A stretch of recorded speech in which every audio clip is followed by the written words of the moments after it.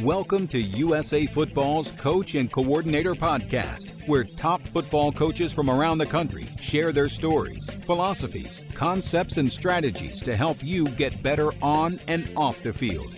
Now, here's your host, Keith Grabowski. Hey, coaches, before we get going today, I just wanted to thank you for all you've been doing to support this podcast. And we have an incredible lineup coming up here. We have just about every major college conference represented. We have a ton of FBS coaches, Division II coaches, Division III coaches, some great high school football coaches coming on the podcast to share with you and help you grow professionally during this time. I really appreciate all of you asking your questions on Twitter. Please follow me at Coach K. Grabowski for our daily updates on our guests and your opportunity to ask questions. We will read them on the show and attribute those to you. So please contribute to the show as much as you can. Our football development model, which is something we've rolled out here at USA Football, and this is really for you to be able to help your youth football programs develop. It's about a long-term athlete development plan. It's something that comes off of the American development model, which is something that the USOC has put together. The idea is that we're able to teach skills in a progression starting at the youngest ages. We're also looking at the different game types we have, whether that's flag, which is non-contact, limited contact games like padded flag or tackle bar, and full contact, and the right progressions for contact teaching there as well. Be sure to check out all we do at footballdevelopment.com and check out what we're doing with the FDM, the football development model, at usafootball.com/FDM. On today's podcast, we focus on training the whole person, and joining me to get into the details of this topic is the Green Bay Packers strength and conditioning coordinator, Chris Gizzi. Chris, it's great to have you here on the podcast. Keith, thanks so much for having me. I'm glad we made the time to do this. Absolutely. So we have something in common, and I had a chance to meet the adult Chris Gizzi. Actually, we were passing each other. I think he was going down the stairs, I was going up, and I was like, Chris, and we connected a little bit later. Missed each other there in Louisville. But Chris's father, Al, was my high school football coach at Holy Name High School here in Northeast Ohio, Parma Heights, Ohio, to be exact. And Chris, I told him I remembered him when he was a little guy, him and his brother Doug, just being on the sidelines, being around the game.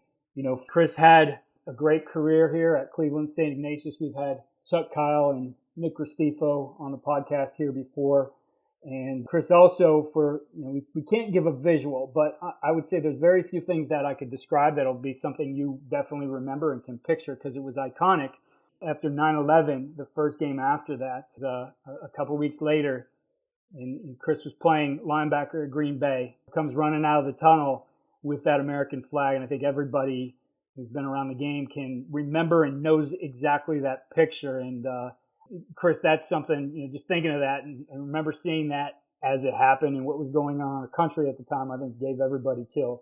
Yeah, it's an unbelievable memory for me. And I think it gets maybe more special as time goes on, especially talking to people that I played with at Air Force, went to school with, current and former servicemen and women, how it positively affected them, and just let them know that they were always thinking about you. And I think anytime you wear a uniform, you represent something bigger than yourself. And what a blessing I had to be able to represent both an iconic franchise like the Packers, the NFL for that matter, and the United States Air Force and our military forces. So I was really blessed that situation came up. I got to give full credit to the head coach at the time, Mike Sherman. He was wise beyond the moment. I think he, just, hey, this would be a great idea. Chris, why don't you get out there? And I think from that point, fans took over and carried me across that field.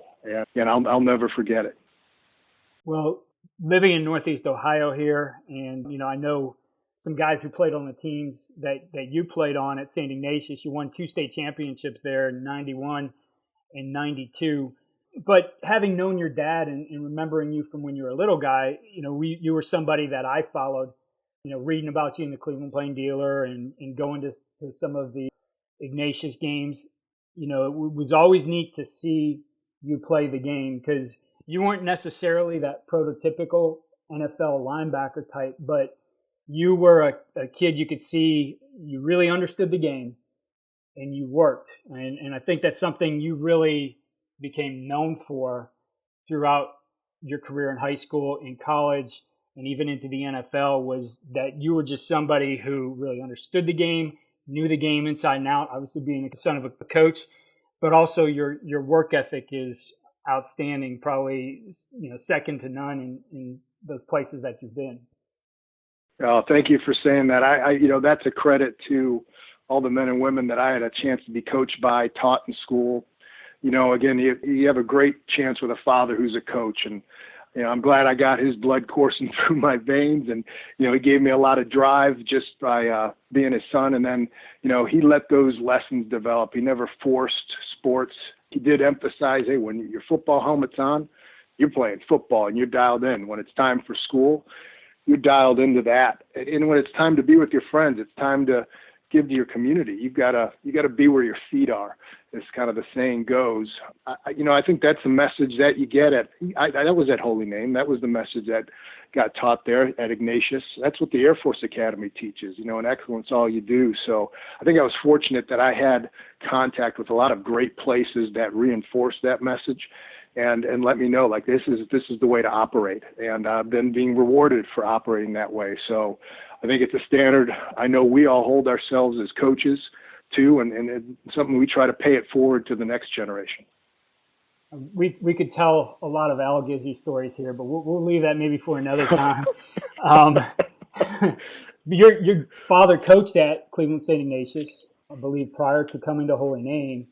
And interestingly enough, Holy Name and St. Ignatius kind of went different directions as far as school enrollment, and Holy Name is much smaller right now, and Cleveland St. Ignatius is a Division I school. But your dad actually has the last win over St. Ignatius at Holy Name my junior year, so that would have been 1986, and I think that was his last year there. We had a different coach senior year, but he's definitely a guy when I look back and as a player, as someone growing up in the game. My father was a coach, but could relate to your dad and the way he motivated people. And I can say, like, I understand completely where you get your work ethic.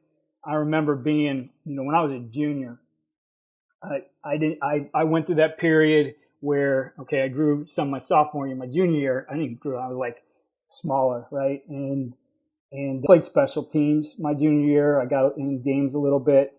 But, after that season, I remember sitting down with your dad and just getting completely motivated to do something my senior year. And, a lot of that, I can remember your dad would take the time too. There was a couple of us, we got jobs after school, but we were dedicated to being part of the team and being in the weight room. And if you remember back, Chris, to the weight room, then it was in the basement of the convent. And during the season, it was a locker room as well. I mean, really just a rough place to be. But I can remember there was two of us who couldn't get to workouts after school, and your dad would actually come in the morning just for the two of us and work us out. And I really appreciated that. A coach would take the time and, number one, understand that, hey, I need to work right now, but also then give his own time. He didn't have to be there, an hour before everybody else, but he would do it. And so I could see just the dedication and all those things, how certainly you got a lot of that from your dad. Yeah, I tell you, again, fortunate beyond belief in that a lot of those lessons it's not anything he forced or he taught. It's stuff you learned being around him. And I think that's what you so well articulated in that, you think about being a young man and someone pays you solid like that. And now you've probably done similar things throughout your career. I know I probably noticed that, what was I, 10 years old? Don't know what it means yet, but then it happens in my experience, at St. Ambrose in Brunswick, Ohio. It happens at St. Ignatius. It happens at Air Force. And I think that's where you think about us as a chain, right? Football players and coaches form this chain, and we all kind of link into each other. So I think those bonds, it's crazy. Now think about how long ago that was for us, 30 years. But now we can remember those moments like they happened yesterday. Yeah, no, that's exactly it. And you're right. Those were things later as I became a high school coach. I can remember distinctly doing those things and thinking like, well, I'm going to do this for this. And Coach Gizzi did this for us. And, so it has an impact on you. Right. And the little things, that at the time, I'm sure your dad wasn't thinking about, but it impacts people. And, I'm sure those kids who I've done it for, it probably had an impact on them that, again, someone would take that time. So definitely appreciative of your dad. And, I think it's neat to see where you've come. Remembering you being that little guy on the sidelines and seeing you grow all along. And, at St. Ignatius, it wasn't just football for you. You were a heck of a wrestler too. Now it was Ignatius and Ed's and for a long time, and still St. Ed's is really something or some place has been known for wrestling, but you went to Cleveland St. Ignatius and, ended up placing second in the state there. So wrestling was a big part of your high school experience as well. Yeah, we obviously, it was still a really good program at Ignatius. Obviously, it's going to get outshadowed even by the state clout by Eds and Walsh and some of the other good Northeast Ohio teams. But I loved doing both at Ignatius. And I think anyone who's ever wrestled, like, you don't always like wrestling practice and that grind of getting in shape. I guess you do, but it's a tough sport. I think I was a better football player because I wrestled. And, just to make that, I really felt that gave me an advantage, not only from the toughness and work standpoint, but I think being able to use your hands and feeling leverage. I've always felt that was a strength of mine as a player. And I wrestle with my 4 kids all the time, the 2 boys and 2 girls. And, I think the world of that sport, not only just for it as a sport in and of itself, but what it teaches you about yourself and teaches you to help you in other sports as well. When you look at that high school experience, and we are kind of in a day and age where there's been more of a push for specialization, that, the 3-sport athlete has kind of become rare, and there's less of the 2-sport athlete probably than we'd like to see, but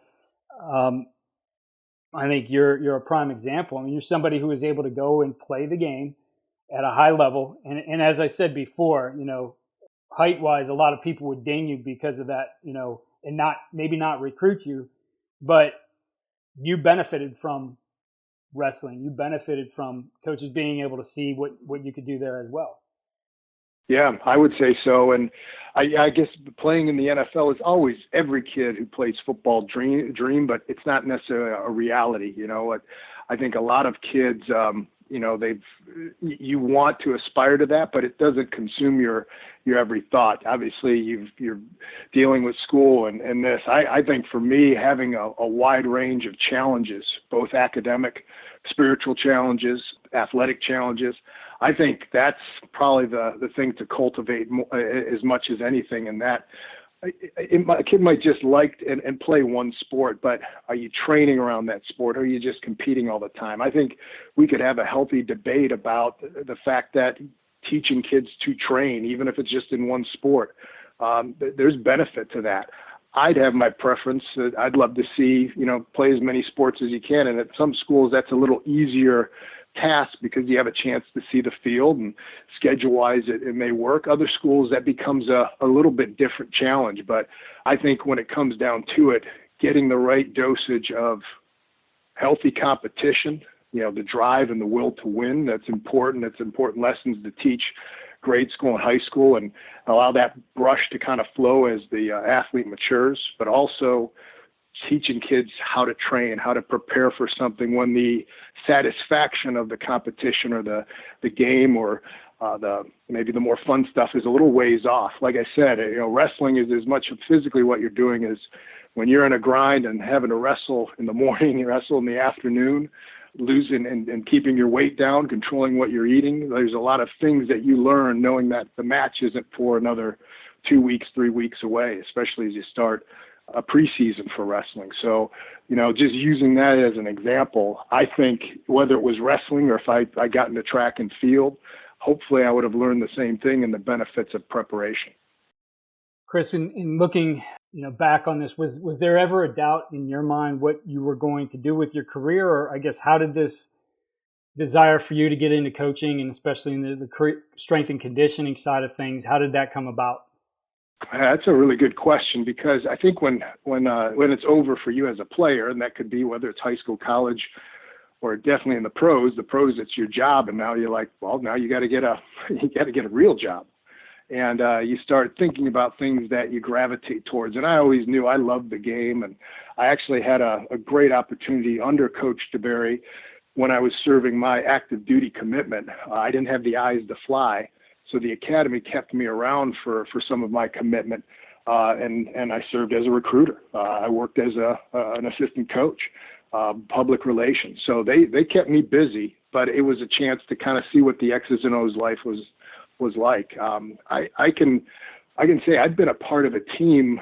I remember this ever since I was 2 years old. So even that time when I finished playing, I got involved with some just volunteering my time and coaching. I think as I got my coaching legs developed, I really liked coaching everyone on the team. And the strength conditioning coach really has the opportunity to do that. I think there's just 3 guys on staff, obviously the head coach, the special teams coach, and the strength coach. You get to coach each player, and I think it's a unique challenge, not only in communication, but and be able to empathize and be able to build someone's confidence in the things they're doing well, and then to get them to reach outside maybe what they're comfortable doing or even they think they can doing. But, no different than wanting to go from benching 95 pounds to 115 to 135. We start at the 95. We want to be able to get it at certain reps, and then we add that weight or we increase those reps. Like there's a progression to do that. And, it's just not limited to weightlifting. It's getting kids to believe in themselves. And, I think that goes across every level. Confidence might be the best benefit we get from strength conditioning. I feel it's as much about that mind-body connection, what your body can do, as it is actually physically getting stronger or faster, quicker, whatever it might be. What it does for our minds and how our minds connect to our body, it's invaluable. That idea, some of the things you talked about here of just training the whole person and understanding that side of it. And especially, as you mentioned, being one of the guys who actually touches the whole team. You work with all the guys, like the head coach, like the special teams coordinator. You also then have a chance to really have a big influence on the culture of the team, right? And I think a lot of that does fall to those individuals who, and their teams, their assistants who are with these guys for a great part of the season, off season, working with them, communicating with them, whether they're in the building or outside the building.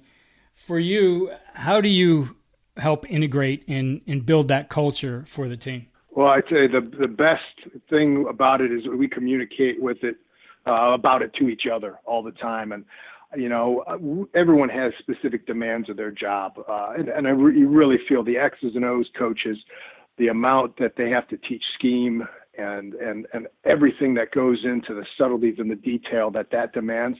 But I'd say this is across the board, especially here in Green Bay right now. We got coaches that are very, very passionate about how important that culture piece is. And sometimes, again, it could be just that we got culture, we got that. Well, it's how you communicate with each other. It's, a set of principles that you maybe abide by and again, keeping things simple in that regard. But it starts from the top with what Matt LaFleur and Brian Gutekunst, the GM, that really gives us the confidence and the ability to have an impact and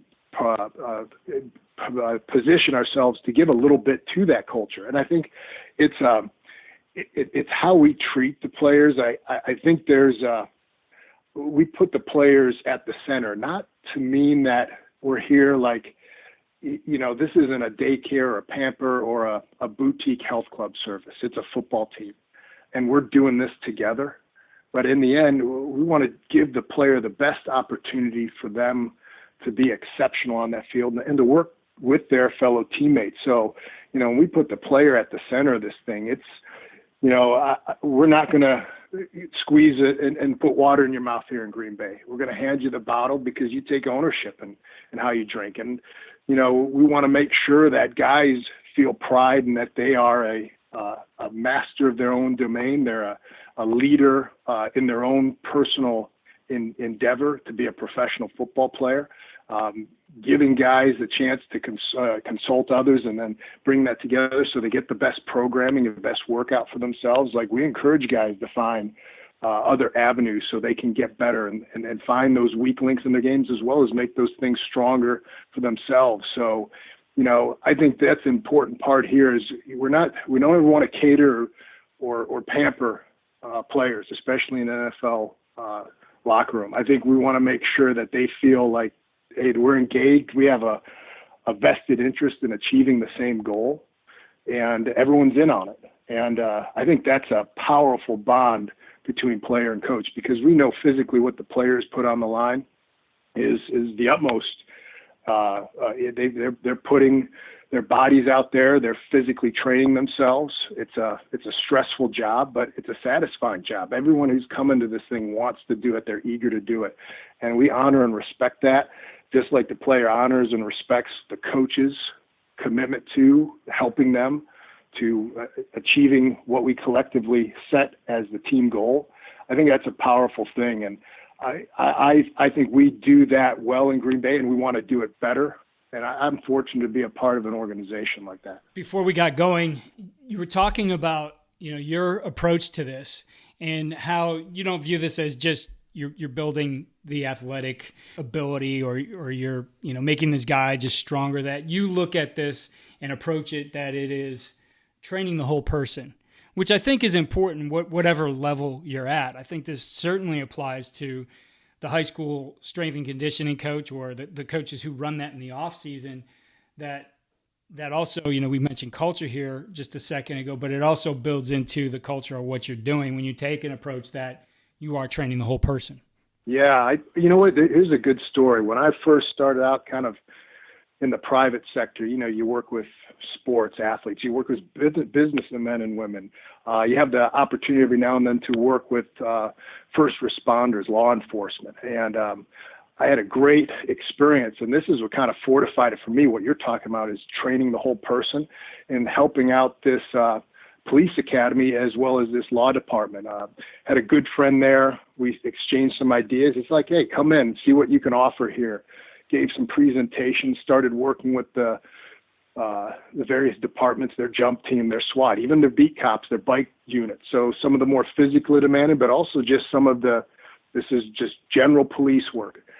And like with anything, you do a skill or a task analysis for each of these departments. And I think the thing that kind of jumped off the page at us, and then you write this down. You're like, think about what you would do for football. Oh, you got to be able to run. You got to be able to shuffle. You got to be able to change. We were looking at all this for law enforcement. And again, this is an honor to them. They have to sit a ton and focus and do this sometimes in the dead of night, still be awake. And then if they have to respond, they have to get up and run. It was neat to see, like, God, we've got to get better at sitting and getting up and going. So, I started thinking about that too as I went to football, especially higher level football, where, well, how long are meetings? Meetings are 3 hours. Can we get coaches to break up these meetings? Could we give them the guys a break every hour to stand up? Giving little advice like that, but also realizing that the players have a heck of a demand on their body just to keep the focus and the attentiveness that they need in meetings. So this is part of the job as well. It's not just the 2 hours on the field where they have to run and compete and play the game of football. There's a life demand there. So I think if we're not training the whole person, and it doesn't mean you necessarily have to specialize everything, but you've got to create a robust, resilient health and fitness base. And it just doesn't mean being able to go for 4 or 8 seconds and rest for 30 or 40 seconds.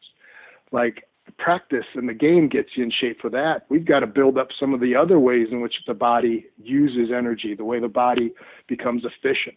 Obviously, there's a lot of tools within our trade, but I think when we look at the athletic development process, if we're not considering all of the demands on the athlete, life demands, scholastic demands, and that could be the studying for the professional player, but our students in class for 8 hours, boom, they're coming right down to the field. What are things we can do to get their bodies and minds right so that hour and a half that we have as a football team or whatever, even just in a strength conditioning capacity, how could that be more effective? Because now we're seeing the athlete as the whole person that they should be. We're creating probably a little bit better program for them. Yeah, I think that's an interesting aspect of it, and looking at how do you handle some of those transitions, that student who's been in school for 8 hours or that player who's been in a meeting for 4 hours. What are some tips in that regard, within what you do to be able to help these guys make that transition, to be able to get them, locked in physically and mentally, Phil? Well, there's a few things, and I kind of just mentioned them. Like sometimes it's just mentioning to a coach, and I think a lot of coaches are hip to this now, getting guys a break every now and then. And again, this teaches the guys to disengage and then having to re-engage.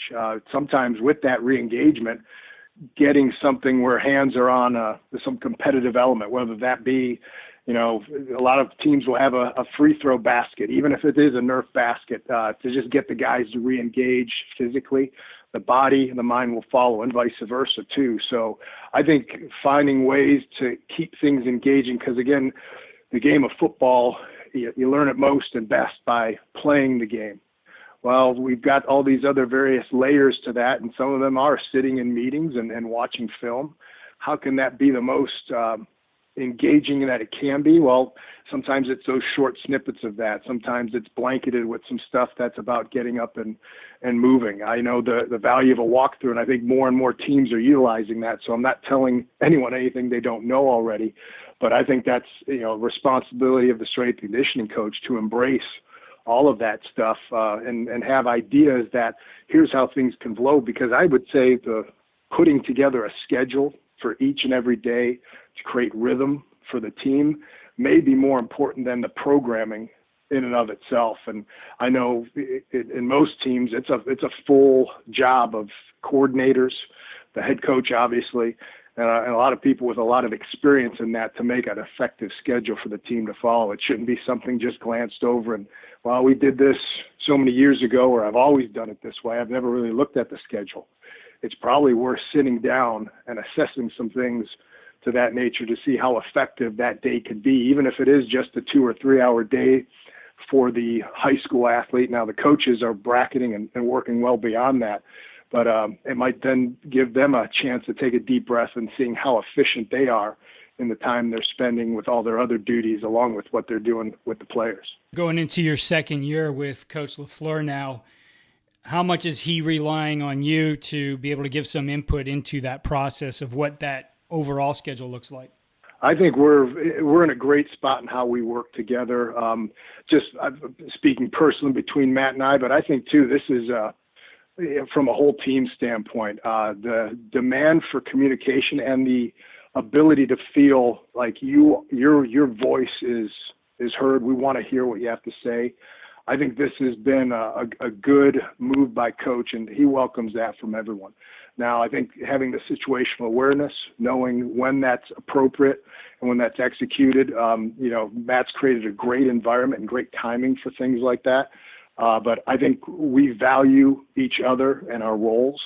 And I think that's just the idea that every team could have. And in a way, that's what we mirror in our department. Can we close the door? Can we chop things up? Can we look at it in a different way? We have to have different viewpoints on it. And then I think what's true to form, this is as important as that deliberating and arguing about it, having some healthy conflict. But then the door opens and it's one message.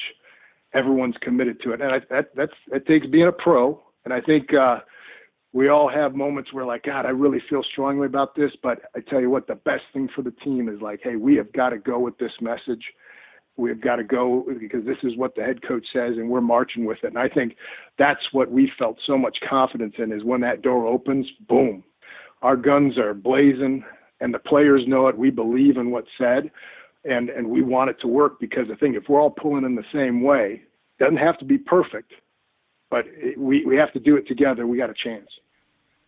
Kind of playing off that whole idea of training the whole person. Like, this is also something that is lifelong. Whether you're somebody who finishes up playing in high school, or you go on to college, or you're somebody who goes on and plays some time in the NFL, the fitness side of it, the exercise side of it, I know you feel strongly about that too, that this isn't just training these guys for the short period they're here, but it's giving them some tools that they can take with them throughout life. Talk to us a little bit about that aspect of it and your philosophy on that.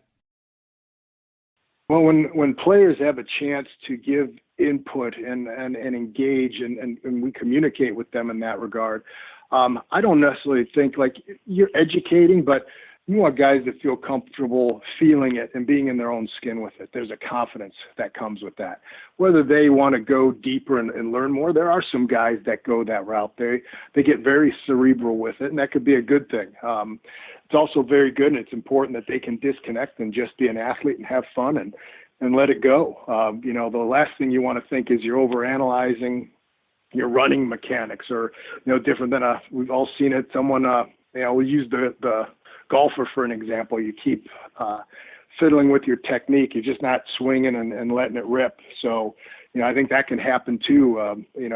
Players overanalyzing. I think wanting to give them and create like, look, unplug from this, feel what it's like in your own skin. And then if they're doing it and they're able to find ways that it works for them, they're able to modify things on their own. So not every guy might like to back squat.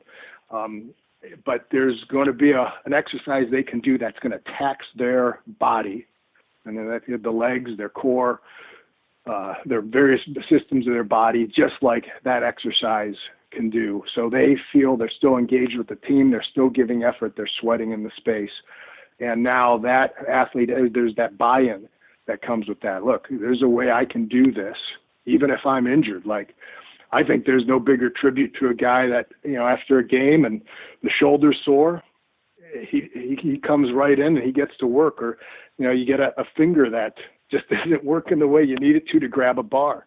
There's a modification for that. And I think once guys see, like, it doesn't matter, I'm training today. I'm moving. I'm getting back in it. I'm in the fight. That's a healthy place to be in this sport. I think that's a healthy existence to just be as a person. I've got to keep moving forward. We're going to modify things where safety is the utmost concern, but the mindset of the player is, I'm here to make gains. I'm here to push. I'm still a part of this thing, however they might be modified. I think the highest honor is when you start seeing guys do that and they start sharing it with their teammates, how they can maybe modify or they can keep going, or that, again, this is the culture thing. Shoot, they even might take it home and they'll share a story with you how they're doing some things with their kids who are coming in and playing sport. Now that's another link in that chain we're talking about. That's an important part of this game, that now they've taken it and they brought it to the people they care the absolute most about, their family. And I think that's where health and fitness now becomes a part of their life. They brought it home with them, and it's the standard they want in their household. Chris, when you look at all the things you do as a coach, all the things you've learned along the way, and now you're able to, in your position, really be a leader in that, what's the one thing you do really that you feel gives your guys, gives the people you work with the winning edge? Tell you what, I think I just said it back there. We always want to have the mindset that we're on the attack and we're making gains. Now, there'll be a strategy to it. We're not just throwing haymakers all the time, going bombs away, and whether that be lifting heavy or heavy conditioning. But guys understand there's a reason for a jab in boxing. It's to set up your straight, your left hook. There's a reason for this. So seeing that big picture, being tied in and understanding what the big picture is, like, it is always about what's, again, making gains, whether that's happening on the field, your life, your health, your resiliency. Because, again, I think like everyone in the Northeast and in East, and where flu season comes in the fall, like, a resilient body has a better immune system to fight that off. I don't know what exactly lies ahead for this fall, but we'll continue on training the players in the same regard. Like, we want healthy robust people who can obviously live their lives to the fullest, enjoy their families, come to work, being able to dial in and focus, practice football. And then when they go home, they still got juice in the tank because, again, they're a healthy person amidst doing a very tough sport. But, there's a lot of tough occupations out there. I think as we look to use fitness, it's not, again, just about strength conditioning as a football player. We need healthy people across the board in every endeavor. We want to be healthy in life first and foremost. Football will then come after that. It's been fun to watch you grow in this game.